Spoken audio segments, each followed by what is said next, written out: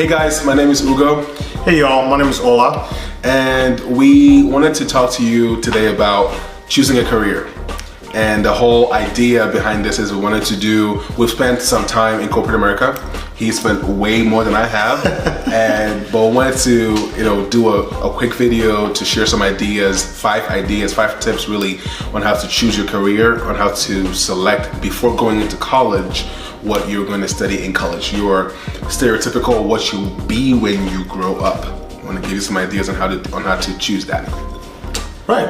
Yeah, I think with our experience, been in the corporate America world for about 9 years. I think I may have some nuggets to share. Yeah. So I've only been there for about 5 years in corporate America.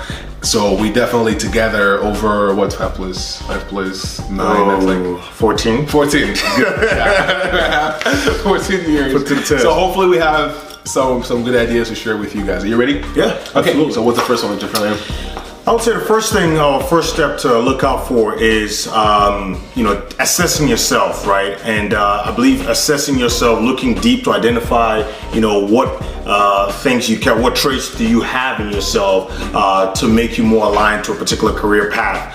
So firstly, looking at your family, like looking inwards to your home and seeing who in your family is successful in a particular area, and maybe using genetics now, I would say you can have relatable skills, and maybe that would actually help you be successful in that particular career path that's similar to them. So when you say relatable skills, what do you mean? Like, how would you describe that? Right, absolutely. One example would be, looking at families that have athletes, right? And so it may be like the father may have, be a very good basketball player, and succeeded and, went to the major leagues. But later on in life, the child was looking at, or the son or daughter was looking at that path and saw, hey, this is something I want to do. Now, they may not be exactly skilled at playing basketball, but they may be a great athlete somewhere else. And it's just a matter of identifying that you have some of those traits, whether, the genetics that make you successful in that kind of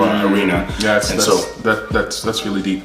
Well, the other example that I would highlight would be, in my case, for instance, my dad's a medical doctor, right? That's a good thing. Anyway, so he had the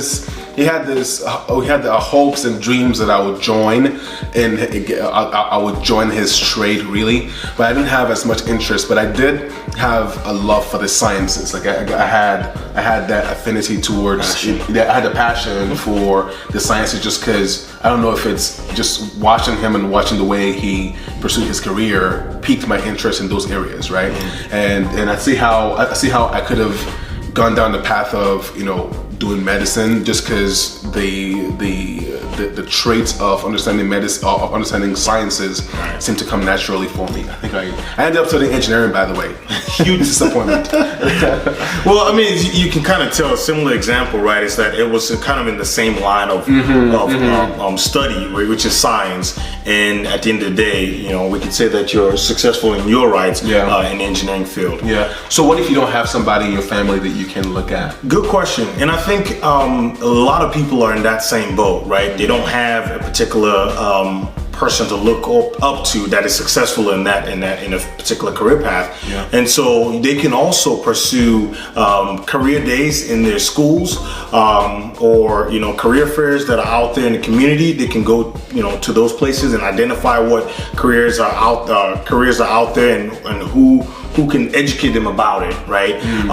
In addition, you can also have take some kind of quiz to identify, what skills you have that may be more ideal for a particular career path, right? So there are various websites out there that you can do personality tests, and they actually will give you some guidance to potential career paths that will be more ideal for you. That's a great. So, in terms of personality tests, or why I think it's really important or critical is you don't want to end up in a career that doesn't resonate with your personality. Right. For instance, if you found yourself in, say, sales, or if you're someone who's really extroverted and you're really, rah, you're out there, you want to hang out with people, you want to, you want to connect, you need to make connections to feel happy and satisfied, but then you pursue core engineering, or you pursue engineering. Most people that study engineering tend to be, and this is a stereotype, by the way, but most people that study engineering tend to be introverted. Yeah. Like they don't want to, like they're very analytical. They don't want to, they don't want to turn up. They're not out there, right? Yeah. If you don't really calibrate yourself well, you don't look out for those things, and you chose a field, say engineering, when you really want to, be a people person, you might struggle. Yep. So it's good to understand what fields you should go to based on your personality. Where can they take those tests? Do you have any tips there? Yeah, so I believe there are a couple of sites out there. One of them that I'm familiar with is truity.com. How do you spell that? truity.com. Okay. And so we'll provide the link or details of that website as well. Okay. But again, it's a place for you to identify yourself, assess yourself, understand your personality, and what skills or traits that you have. That way you can kind of align to certain career paths, right? Awesome. And to your point, right, some engineers are typically introverts, but there may be other engineering practices that have that connection to more of an interpersonal exactly, skills, like technical sales, right, or stuff like that. Exactly. Where you can utilize that. Yeah, good. Or even sourcing, right? Having a relationship with suppliers. If you're like in the industrial engineering or manufacturing engineering, you get to relate with suppliers quite a lot as they provide you products for manufacturing. You need to have that interpersonal skills to be able to relate with suppliers adequately to get you quality products. I like it. Okay, what's the third one? So another thing that you need to look at is you want to look at all those, after you've done your personality test or identified and assessed yourself and looked at the options out there, going to career fairs and things like that. You want to actually figure out how to blend all that together. Right? How do they all align? So you've identified the career paths out there, you filtered out your options, you've identified your skills and traits.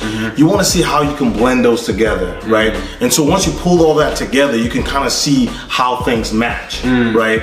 And I think a lot of times, we may hear of a great career path, we may see that you think you have interest in it, but if you have interest, but the skills that you have and your personality don't merge, it'll be hard for you to succeed in that. Do you think a person like your guidance counselor would help you with that? I believe so. If they're well trained in that field of study, I think they could provide you some of that guidance. Yeah, and I think while I think that's good, an adult such as you're, not that you're an adult, you are an adult, but I meant someone who has more experience than you in selecting, in choosing or guiding people down a career path. Like a guidance counselor might be able to help you merge those different things you've looked at. But I find that most of the time you want to do your own research first before you go see a counselor. And the reason why I say that is because if they're not out there updating themselves on the new fields and the new industries that are now just popping up everywhere, that might constrain you to your stereotypical either medicine or engineering. Right. But there are other areas, there are other careers that every day, like socially, could you ever imagine 15 years ago that you could actually pursue a career in social media, social media marketing, so you might want to do your own research before you go see a counselor. Yeah. And keep in mind, as we are creating this video today, many years down the line, there'll be many different career paths that are being introduced, right? Because of different disrupting businesses that come up, right? And so you have to be cognizant of that. So when you're actually identifying and trying to merge your interests and your personality and your skills, you want to make sure that you're doing that research yourself and assessing what is happening today in terms of what career paths are available and what career paths are actually more relevant today than maybe 20 years ago. I think there's more options nowadays as time goes on because there's so many industries that just keep popping up, right? And so there's so much need out there, and you can relate all of your personality and all your character into a particular career easily than in the past. And feel fulfilled in the process of doing that. Right. Okay, what's the fourth one? So it's a perfect segue, as you mentioned that, talking to a guidance counselor, it's very, very imperative that you do have a mentor, right? I think even, for those of us that are in the workforce or corporate America, we continue to pursue mentors, right? I think mentors are very critical, but again, as Ugo mentioned, you don't want to just take whatever anyone provides you and run with that, right? You should have done your research, and when you do your research, it will help you even understand who's the right mentor to go to, right? So when you're looking at all that and you're saying, well, now I filtered out my options, I think these are the relevant ones that apply to me. Let me now pursue more understanding of it. Then you find a mentor that's relating to that area, right? I have two questions for you. First question is, you've used the word repeatedly that I think is key here, that's pursue. Because most of the time, mentors are so busy. Like the people who would actually show you the ropes, they're super busy. They ain't got time for you, right? How do you go about pursuing those relationships? That's one. The second one is, where do you find mentors? Because it's a buzzword these days. Everyone's talking about mentors.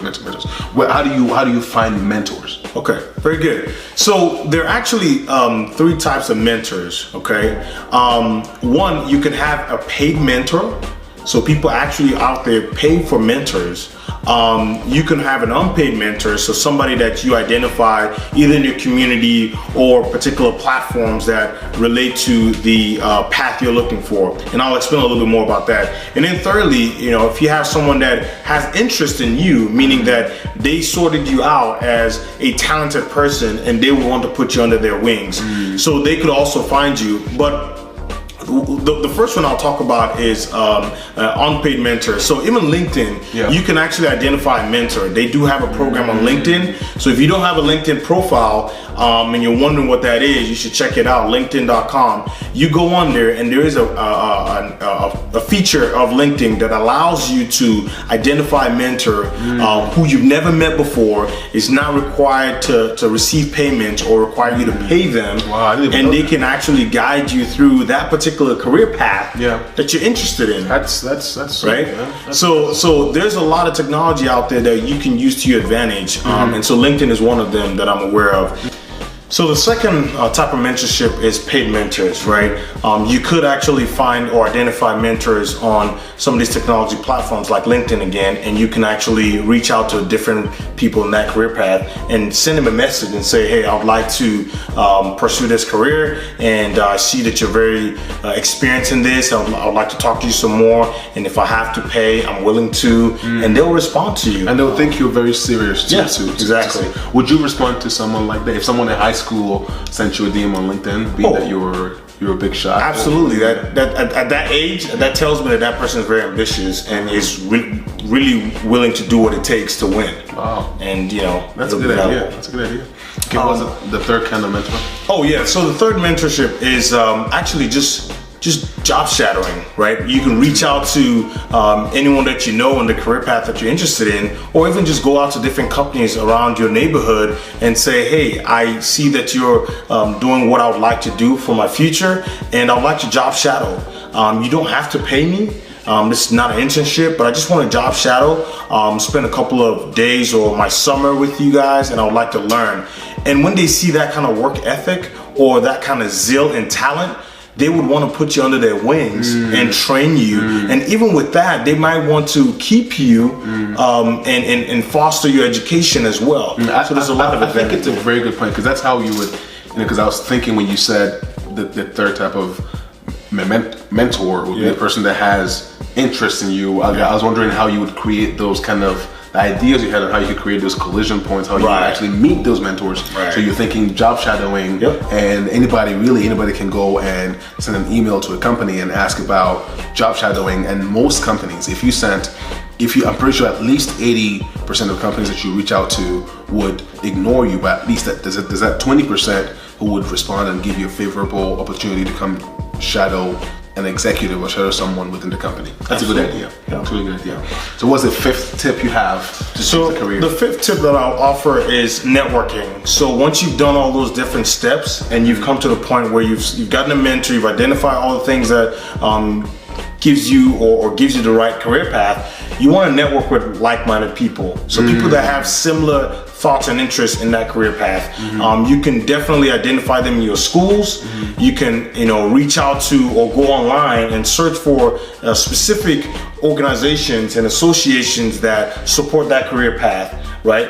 For example, you have any examples? Yeah, so I'm a part of the National Society of Black Engineers, and I was part of National that from Society of Black Engineers, okay. right? Okay. And so they do have interactions with high schools or anyone that's not in college yet, and you can actually, they can visit your high school, they can invite you to their college meetings, and put you under their wing, and prepare you for college in that career path. So there are different organizations, and I was part of that, and I saw that happen in the various communities that I was in. But I believe there are many other associations, organizations that will provide that same networking opportunity so that you can get to meet others in college or even professionals that are in that career path. That's really nice. And I feel like that's one of the huge benefits of college. You really don't know what people are going to be after college. But even in high school, before you get to college, there are those organizations and associations within your high school. Join some of them and see if they have anything to offer for you. But just before we started recording this, we were talking about how you can find out the associations, and we're thinking if you pick any career or any field, right, any industry, and you went onto Google and just put association behind that, right, it will put association and put your state. It will pull up a list of associations and just reach out to them, and you'll be surprised that people are actually going to respond and want to connect with you and can network with them that way. Yeah, and see if what they do on a day-to-day basis is interesting to you. Correct. That's amazing, man. Yeah. Thank you. Do you have any last words, anything you want to chime in before we wrap up here? I guess we could just summarize, right? Okay. So again, the 5 tips that I'll offer. First one is assess yourself. Really know yourself, understand your skills, your personality, or what makes you tick. Similar to your family that is successful, find that family member. That'll help you assess yourself as well. If you don't have that, use the personality test that we mentioned. Secondly, you want to go out there and look for any career day opportunities where there's career fairs or career expos that shows what different career paths are out there, and go learn and identify that. Thirdly, you want to look for the overlap, right? So look at your personality, look at your skills, look at your interests in the careers that you've researched, and pull all that together and identify which one actually all works together for that career that you want to go into. So you want to make sure they all merge and are going to work together well and align together. Number 4 is identifying mentors, whether it's paid, unpaid, or just shadowing. Going to a company and just shadowing people, they want to put you under their wings. And then lastly, networking. Networking would be, finding organizations and associations in your high school, even in college, or reaching out just online and searching for associations that align with that career path that you're looking into, and they will reach out to you and help you out. And as usual, don't forget to like, comment, and subscribe. And remember to awaken, empower, and unleash the best you.